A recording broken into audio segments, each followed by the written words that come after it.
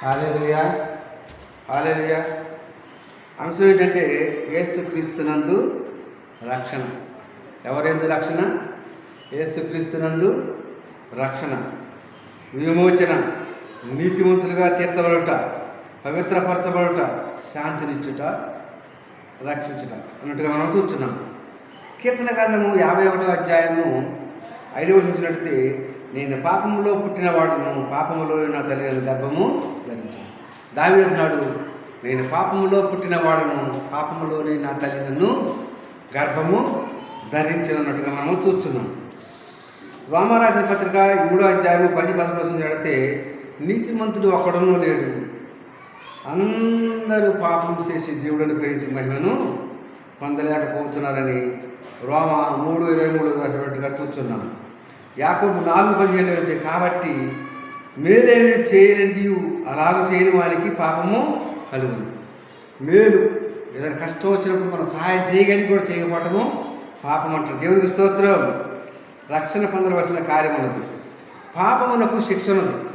ఈ లోకంలో పాపమునకు శిక్ష ఉన్నది. అదే నిత్య నరకము. నిత్య నరకము.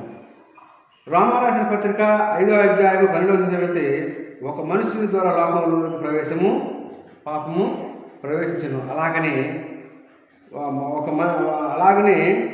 మనుషుని ద్వారా పాపం చేసినందున మరణము అందరికీ సంప్రాప్తమైన, అందరికీ సంప్రాప్తమైనట్టుగా చూసినాం.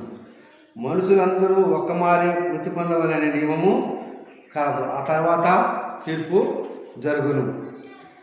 కనుక ఈ లోకంలో మనిషి ఎన్నోసార్లు చనిపోయి ఒకసారి చనిపోతారు. కనుక చనిపోకముందే ఆ ప్రభువు నమ్ముకొని రక్షణ పొందుకున్నట్టయితే, తను ఎందరు అంగీకరించారో వారందరూ కూడా దేవుని పిల్లలు ఒకటి అధికారము అనుగ్రహించారు. ఎలాగా పాపముల జీతము మరణము, అయితే దేవుని కృపావరమును బట్టి యేసుక్రీస్తునందు నిత్యజీవము. ఆ ప్రభువుని నమ్ముకోవటం వల్ల మనం నిత్యజీవాన్ని పొందుకుంటాము. నీవు పాపము నుండి విడుదల చేయుటకు దేవుడు ఏర్పాటు చేసిన మన ప్రభు అయిన యేసుక్రీస్తు. కనుక ఎవరి వలనను రక్షణ లేదు, కానీ ఈ నామం నుండి యేసు ప్రభు నామం రక్షణ కలదు. పైన ఆకాశం ఉందే కానీ, కింద భూమి ఉందే కానీ, కింద నేల ఎందుకే కానీ, దేని నామంలో రక్షణ లేదు, కానీ మన ప్రభు అయిన యేసుక్రీస్తు నామంలో రక్షణ ఉన్నది. కనుక అట్టి రక్షకుడిని మనం నమ్ముకున్నట్లయితే నిత్య జీవానికి వారసులం అవుతాము. కనుక ఈ కొద్ది మాటలు దేవుడు జీవించుగాక.